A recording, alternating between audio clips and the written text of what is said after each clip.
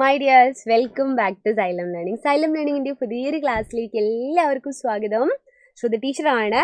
അപ്പോൾ പരീക്ഷ സമയമൊക്കെ ആവുന്ന സമയത്താണ് നമ്മൾ പലപ്പോഴും ചോദ്യങ്ങൾക്ക് പുറകെ ഇങ്ങനെ നടക്കാറല്ലേ. ഇനിയിപ്പോൾ പരീക്ഷ അല്ലെങ്കിലും നമ്മൾ അറിയേണ്ട ചില കാര്യങ്ങളുണ്ട്. എന്നാലും ഇത് അറിഞ്ഞു കഴിഞ്ഞാൽ പരീക്ഷയ്ക്കും ഫുൾ മാർക്ക് നേടാന്നുള്ളതാണെങ്കിലോ.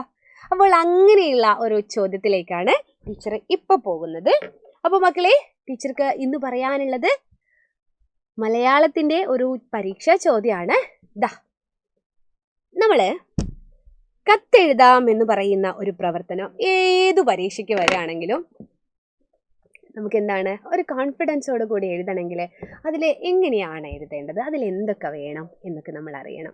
നമ്മളിപ്പോൾ ഫ്രണ്ട്സിനാണ് കത്തെഴുതുന്നതെങ്കിൽ നമുക്കതിൽ അഡ്രസ്സ് ഒന്നും എഴുതേണ്ട കാര്യമില്ല. ശരിക്കും പോസ്റ്റലായിട്ട് അയക്കുമ്പോൾ അതൊക്കെ വേണം. പരീക്ഷയ്ക്ക് എഴുതുന്ന സമയത്ത് നമ്മൾ ഒഫീഷ്യലി ഒരു കത്തയക്കുകയാണെങ്കിൽ മാത്രമാണ്. ഇപ്പം എനിക്ക് നിങ്ങൾ കത്തയക്കുകയാണെങ്കിൽ, ഇപ്പോൾ പ്രിയപ്പെട്ട ശ്രുതി ടീച്ചർക്ക് എന്ന് പറഞ്ഞ് നിങ്ങൾ എനിക്ക് കത്തയക്കുകയാണെങ്കിൽ ഇവിടേക്ക് അഡ്രസ്സൊക്കെ വെച്ചിട്ട് എഴുതിയാലാണ് എനിക്ക് കിട്ടുള്ളൂ, അല്ലേ? പലരും എനിക്ക് കത്ത് എഴുതാറുമുണ്ട്. പക്ഷേ നമ്മൾ പരീക്ഷയ്ക്ക് ശ്രുതി ടീച്ചർക്ക് ഒരു കത്ത്, അല്ലെങ്കിൽ നിങ്ങളുടെ ടീച്ചർക്ക് ഒരു കത്ത് എഴുതാൻ പറഞ്ഞാൽ പ്രിയപ്പെട്ട ടീച്ചർക്ക് സുഖമാണെന്ന് കരുതുന്നു എന്നൊക്കെ പറഞ്ഞിട്ട് എഴുതിയാൽ മതി. അതിൽ അഡ്രസ്സ്, മേൽവിലാസം നമ്മുടെ പരീക്ഷയിൽ എഴുതുമ്പോൾ എഴുതേണ്ട കാര്യമില്ല. എന്നാൽ നിങ്ങളൊരു പഞ്ചായത്ത് പ്രസിഡന്റിനൊരു കത്ത് എഴുതുകയാണ്, അല്ലെങ്കിൽ ഒരു ജില്ലാ കളക്ടർക്ക് കത്ത് എഴുതുകയാണ്, ഒഫീഷ്യലായിട്ടുള്ള കത്തുകൾ, ഔദ്യോഗികമായിട്ട് നമ്മൾ കത്തുകൾ അയക്കുന്ന സമയത്ത് അഡ്രസ്സ് ആവശ്യമാണ് പരീക്ഷയ്ക്ക് കേട്ടോ. അപ്പോൾ ഇത് മാളു എന്ന് പറയുന്ന നിങ്ങളെ പോലുള്ളൊരു കുട്ടി പിറന്നാളായിരുന്നു. അപ്പോൾ പിറന്നാളിൻ്റെ കാര്യങ്ങളും വിശേഷങ്ങളും ഉൾക്കൊള്ളിച്ചുകൊണ്ട് അവളുടെ കൂട്ടുകാരിക്ക് ഒരു കത്ത് എഴുതാണ്. അപ്പോൾ നമുക്ക് നേരിട്ട് കത്തിലേക്ക് കടക്കാം. ആ സമയത്ത് അതിനു മുൻപ് പറയാനുള്ളത്, നിങ്ങൾക്കൊരു പക്ഷേ വേണ്ടി വരില്ല, പക്ഷെ നിങ്ങൾക്കും വേണ്ടി വരും. പലരും നമ്മുടെ ഓൺലൈൻ ബാച്ചിൽ ജോയിൻ ചെയ്തവരാണ്. നിങ്ങളുടെ സുഹൃത്തുക്കളൊന്നും ജോയിൻ ചെയ്തിട്ടുണ്ടാവില്ല. അപ്പോൾ 3ാം ക്ലാസ്സിലുള്ള മക്കൾക്കില്ല, 1, 2, 3 ക്ലാസ്സിലുള്ള മക്കൾക്കില്ല. 4 മുതലുള്ള കുട്ടികൾക്ക് സൈലത്തിൻ്റെ ഓൺലൈൻ ട്യൂഷൻ ഉണ്ട്. 7, 8, 9 ഒക്കെ ഉണ്ട് കേട്ടോ. 10 +1 +2 ഒക്കെ ഉണ്ട്. അപ്പോൾ എല്ലാവരും പറയണം ഇത് കാണുന്നവരോട് കേട്ടോ, ഇങ്ങനെ ഒരു ക്ലാസ് ഒക്കെ നടക്കുന്നുണ്ട്. അപ്പോൾ അവിടെ എന്താണ്, ഒരു കൊല്ലത്തേക്ക് നിങ്ങൾക്കൊരു ട്യൂഷൻ ഉണ്ട് എന്ന്. ഈ ഒരു നമ്പറിലാണ് വിളിച്ച് അഡ്മിഷൻ എടുക്കേണ്ടത്. അപ്പോൾ ഇനി കത്തിലോട്ട് പോകാം. മാളുവാണ് കത്ത് എഴുതുന്നത്. ആർക്കാണ് കത്ത് എഴുതുന്നത്? പാറൂനാണ്. പ്രിയപ്പെട്ട പാറൂന്, നീ സ്കൂളിൽ പോകാറില്ലേ? ഇന്നലെ എൻ്റെ പിറന്നാളായിരുന്നു.